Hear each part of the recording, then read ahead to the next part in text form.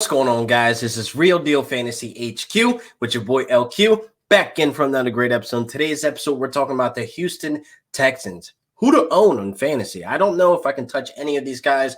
So much drama going into this season. I just personally don't know if I can have any of these guys, even if they're at a value on draft day. So I'm here to help you guys out, understand. Maybe we talk it through. I don't know. Maybe you need a therapist after this, trying to figure out this drama that's going on with Houston. So I don't want to waste any more time, so let's get right into the episode.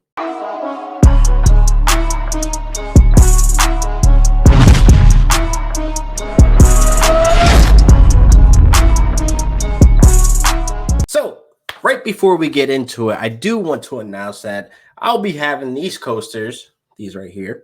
They'll be for sale next month. Also, these t-shirts and the Wolfpack and the rest of the RDF HQ merch will be available next month.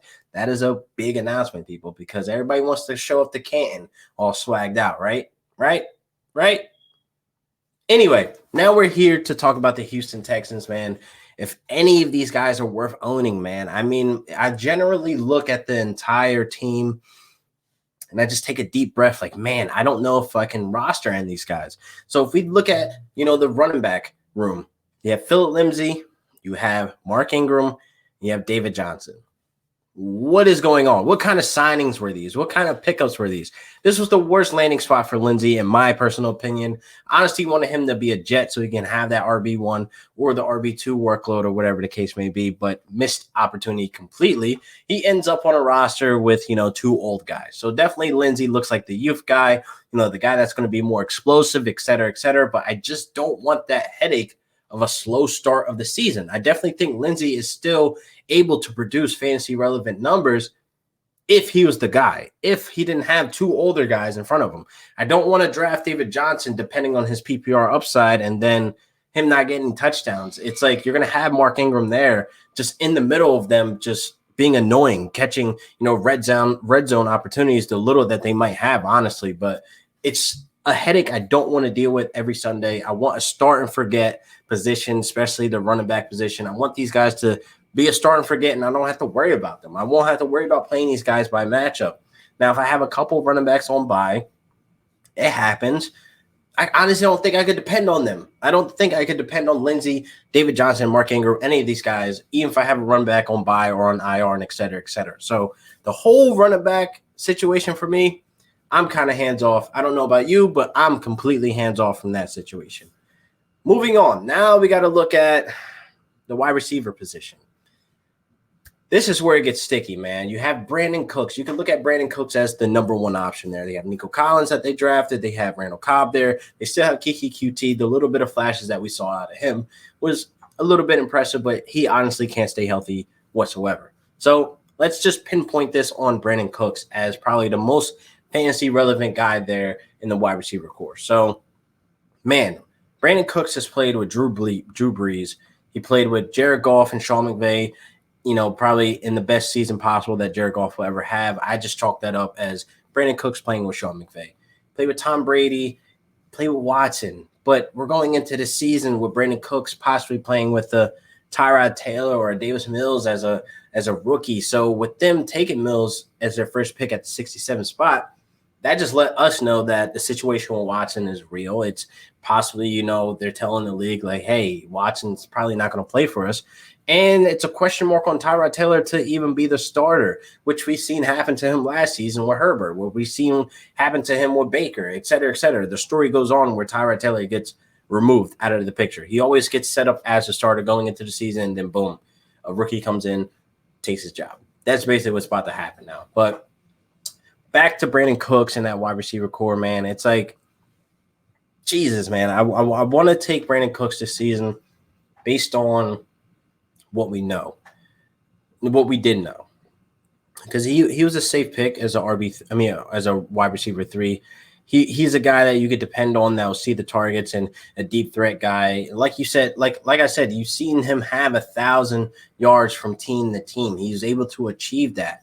And I just don't see that possible this season to where he'll get, enough yards, enough targets, enough time to actually produce to be a weekly starter for me on my roster. So I might be out on Brandon Cooks. I'm not too sure. I have to see how all this Deshaun Watson stuff play out, if he even ends up playing. But man, this is very frustrating to have that lingering on you come draft day. Like, do I touch Brandon Cooks? This is such a value here. But man, if we look at Randall Cobb, he's kind of like an age vet there. I definitely think he's there to, basically coach up the younger wide receivers. Him playing the slot is, something I could see him playing again. Nico Collins is a 6'4" guy. I think he's like 230. He's definitely going to be explosive in year one because he's going to have plenty of opportunity. So it's going to be fun to watch him. So he may be the guy that I target in later rounds and, in some of my home redraft leagues where he might end up being a late round flyer and he end up, popping off week to week, doing this, doing that. Nothing too crazy in year one that I think will come from it because, again, who's going to play quarterback? And it's not like they have anybody, above average or up to par that can get, this offense going. So I definitely see like a 0-17, first time in NFL history to have that with the Houston Texans.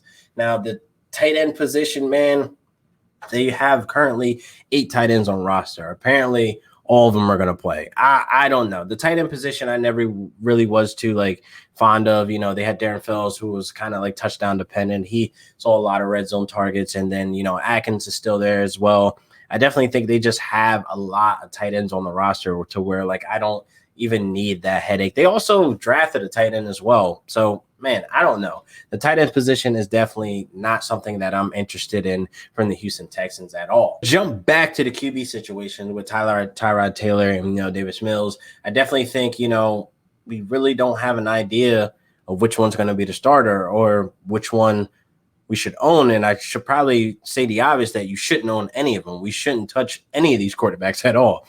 I definitely don't recommend you drafting Watson either, being that the drama is kicking up. They signed a quarterback. They drafted a quarterback. So obviously they know something that we don't. That's not public yet. I definitely think Watson won't be playing this season. So all the people that are out there in redraft and even in dynasty drafting Watson a little bit too high. I think too high to me. The price is too high for me if he's going above, the 10th round, basically. So he's hands off for me right now. I definitely think, Watson – the whole Watson thing will clear up once we get into July, August. Hopefully, I pray. If this goes into the season, man, this is going to be drama. This is going to be crazy. We might not see Watson play football ever again. We might see an early career, end career, just that quick. So, again, none of the QBs I want to own, none of the wide receivers I want to own, other than Nico Collins, if I can get him late in the rounds, and especially dynasty, all you dynasty owners out there. I definitely think you need to grab Nico Collins because we never know, man. Maybe this Watson stuff clear up. Maybe they make him happy. Maybe he ends up playing in Houston again.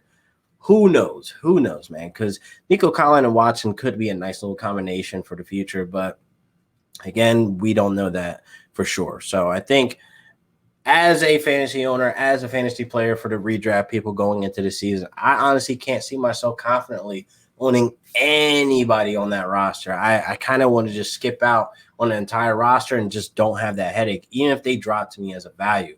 I don't know. You guys let me know what you guys think. So I definitely think, for me, I'm going to be Houston Texan free. Without that drama, I'm not going to have to check the reports, anything with, Bleacher Report, the beat writers, coach talk, et cetera, et cetera. I'm just going to be just completely hands off and just steer clear of that, that crash and burn, organization. So that's just my input on these fantasy guys. Like I said, Nico Collins is probably the only guy that I'll probably own outside of everybody else. Brandon Cooks, we know that he can put the stats up, but I don't know if that will happen, with the current QBs on the roster. So that's just how I feel. Hopefully you guys enjoyed the episode, and I can see you guys next week for another great episode of Real Deal Fantasy HQ with your boy LQ. Peace.